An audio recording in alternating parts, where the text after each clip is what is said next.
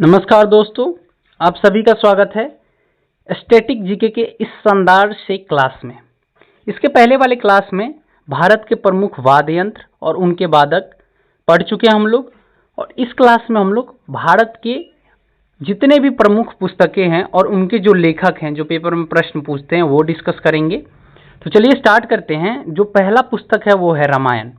तो देखिए, रामायण जो पुस्तक है इसको संस्कृत में सबसे पहले रचित किया था वाल्मीकि ने, और वाल्मीकि द्वारा जो रामायण रचित है ये सबसे प्राचीन रामायण है, और इसी को कई लोगों ने अनुवाद किया अलग अलग भाषाओं में। जैसे अवधी भाषा में तुलसीदास जी ने किया। और बात करें रामायण में जो श्लोकों की संख्या है वो है 24,000, और उसमें 500 उपखंड भी हैं तथा 7 कांड भी बताए गए हैं। और रामायण का अंग्रेजी अनुवाद की बात करें तो ये RTH ग्रिफिथ द्वारा किया गया है। और रामायण का जो फारसी अनुवाद किया है वो किया है मुल्ला अब्दुल कादिर बदायूनी ने। और जो बदायूनी थे ना, ये अकबर के समय के थे, यानी अकबर के दरबार में ही रहते थे बदायूनी, और इन्होंने ही रामायण को फारसी में अनुवाद किया। अब देखिए, रामायण को उर्दू में अनुवाद किसने किया है, तो ये किया है राणा लखनवी ने। और बांग्ला में किसने अनुवाद किया है रामायण को, तो कृतिवास ओझा ने। तमिल में किसने किया है, तो कंबन ने। तेलुगु में भास्कर ने। कन्नड़ में कुमदेंदु ने, और नेपाली में भानुभक्त आचार्य ने। ज्यादातर पूछता है सिंपल से कि रामायण को फारसी में किसने अनुवाद किया, और अवधी में, और आपका संस्कृत में। इसके अलावा ज्यादातर पूछता नहीं है, तो वही 3 जो पहले मैंने बताया वो ज्यादा इंपॉर्टेंट है।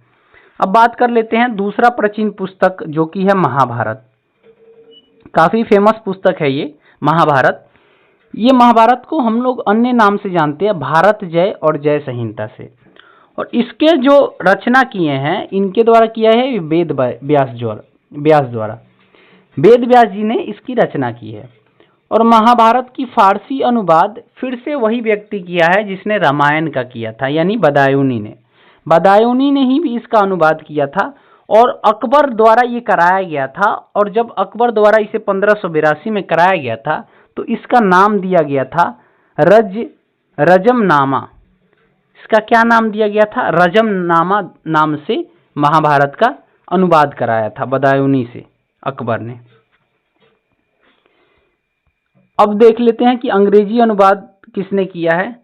तो महाभारत की अंग्रेजी अनुवाद किसारी मोहन गांगुली द्वारा किया गया है। और हिंदी अनुवाद एक गीता प्रेस है, हेडक्वार्टर इसका गोरखपुर है, यानी गीता प्रेस जो गोरखपुर में है उत्तर प्रदेश के, उसके द्वारा इसको हिंदी में ट्रांसलेट किया गया। अब बात कर लेते हैं अगला प्राचीन पुस्तक जो कि है श्रीमद् भागवत गीता जी। श्रीमद् भागवत गीता जी की बात करें तो इसका दूसरा नाम है गीता उपनिषद। ये भी काफी प्रसिद्ध पुस्तक है। ये भी वेद व्यास जी द्वारा रचित है। इसमें 18 अध्याय और 700 श्लोक हैं। और इसकी अंग्रेजी अनुवाद बात करें तो ये किया है विलियम विलिंग्स ने, और उर्दू में अनुवाद किया है मोहम्मद मेहरू उल्लाफ ने। ठीक है, सॉरी अल्लाफ ने, मेहरू अल्लाफ द्वारा किया गया है उर्दू अनुवाद। अब बात करते हैं कुछ प्राचीन पुस्तकों की महाभारत, रामायण और गीता उपनिषद के अलावा। तो देखिए, एक बहुत ही प्राचीन पुस्तक है और बहुत ही फेमस पुस्तक है अष्टाध्यायी।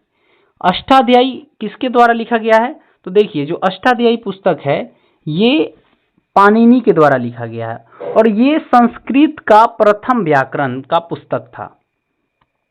महाभाष्य और योग शास्त्र ये दोनों पुस्तक पतंजलि द्वारा रचित है। बुद्धचरित अश्वघोष द्वारा। महाविभाषा शास्त्र वसुमित्र द्वारा। स्वप्न वासवादात भास द्वारा। कामसूत्र वत्सायन द्वारा। और आपका कुमार संभवम ये कालिदास द्वारा।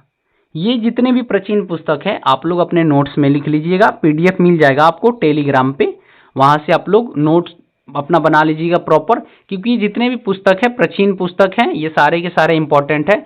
मैं जो ये पुस्तक वाले जो वीडियो आएगा आपका 2 पार्टों में आएगा, ये पार्ट 1 है और एक और पार्ट 2 आएगा, जिसमें पार्ट 1 और पार्ट 2 में मैं पूरा पुस्तक करवा दूंगा जितना भी इम्पोर्टेंट है। तो वीडियो अच्छा लगे तो लाइक जरूर कीजिएगा, अगर चैनल पे नए आएंगे तो सब्सक्राइब भी कर लीजिएगा। चलिए अगला पुस्तक देखते हैं। अगला पुस्तक है रघुवंशम। देखिए रघुवंशम की रचना किसने की है, तो कालिदास जी ने की है। फिर से मलिविकाग्निमित्रम का भी रचना कालिदास जी द्वारा किया गया है। नाट्य शास्त्र बहुत ही इंपॉर्टेंट पुस्तक है और बहुत बार पेपर में पूछा गया है, भरत मुनि जी द्वारा किया गया है। देवी चंद्रगुप्तम ये भी विशाखा दत्त द्वारा किया गया है। मुद्राक्षस ये भी विशाखा दत्त द्वारा। पृथ्वीराज रासो ये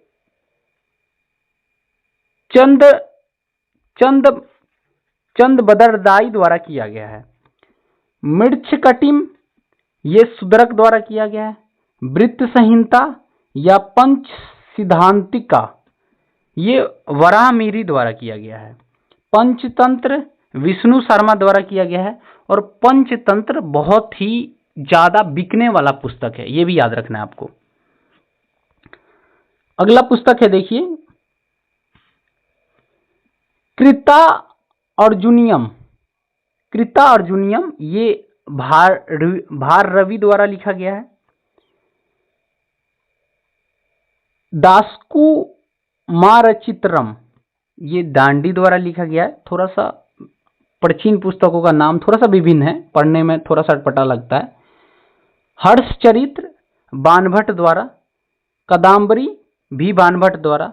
और ये 3 पुस्तकें बहुत ही इंपॉर्टेंट है। ये कौन कौन से 3 पुस्तकें, ये रत्नावली,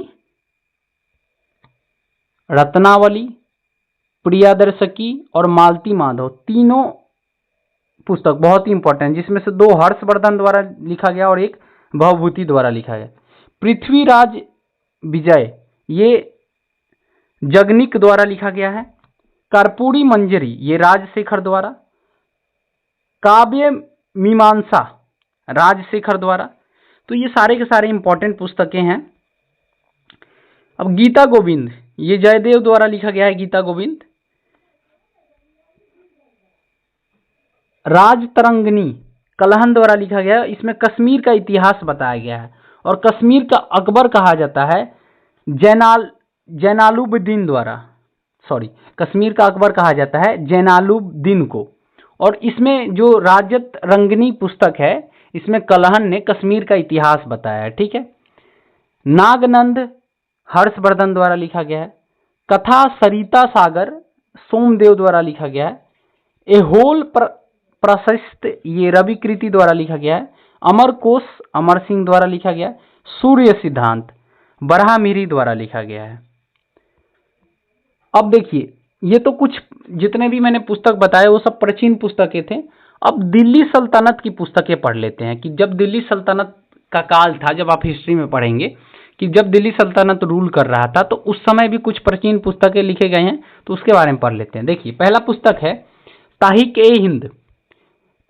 ए हिंद। तो इसके जो रचनाकार हैं वो है अल बरूनी। तबाख्त ए नासिरी मिनहाज उस सिराज द्वारा लिखा गया है। लैला मजनू किरान उस सादिन ये अमीर खुसरो द्वारा लिखा गया है।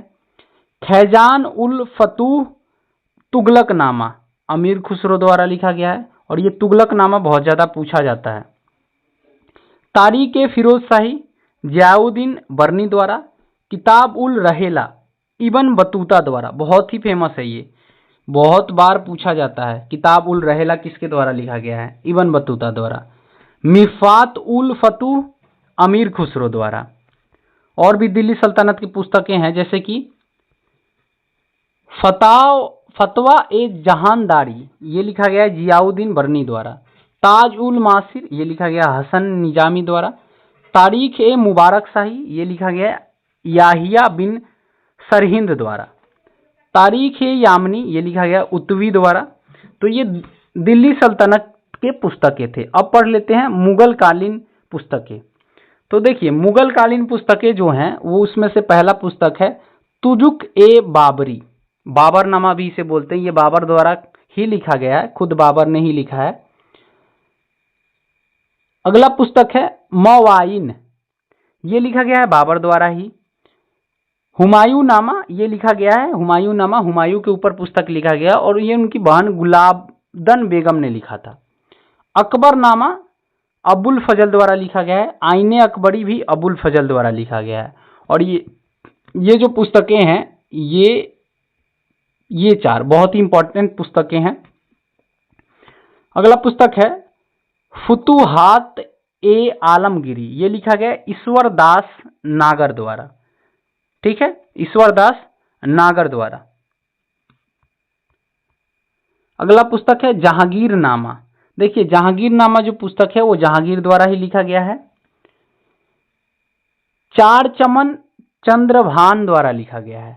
मजम उल बहरीन सिर ए अकबर ये लिखा गया है दारा सिकोह द्वारा। और इसको 52 उपनिषद का अनुवाद किया गया इस पुस्तक को, सिर ए अकबर को। अगला है लीलावती पुस्तक फैजी द्वारा लिखा गया है। फातवा ए आलमगिरी ये लिखा गया है शेख निजामुद्दीन अहमद द्वारा। पदशाहनामा लिखा गया है अब्दुल हमीर लाहौरी द्वारा। मुत्खाब उल तावरीख ये लिखा है बदायूनी द्वारा 2 पुस्तकें और अनुवाद किया गया है, रामायण और महाभारत, ये भी याद रखिएगा। और ये अकबर कालीन के समय के थे। अब जितने भी स्वतंत्रता संग्राम के समय की पुस्तकें हैं हम लोग अगले वीडियो पार्ट 2 में पढ़ेंगे। ये आपका पार्ट 1 है। पार्ट 2 में हम लोग जितने भी स्वतंत्रता संग्राम के समय के पुस्तकें हैं और जितने भी आपका खेल से संबंधित पुस्तकें यानी खिलाड़ियों द्वारा, प्लेयरों द्वारा लिखा गया है और जितने भी आपका एक्टर द्वारा या एक्ट्रेस द्वारा पुस्तक लिखे गए हैं, ये पार्ट 2 में हम लोग कवर कर लेंगे। तो मिलते हैं नेक्स्ट वीडियो में।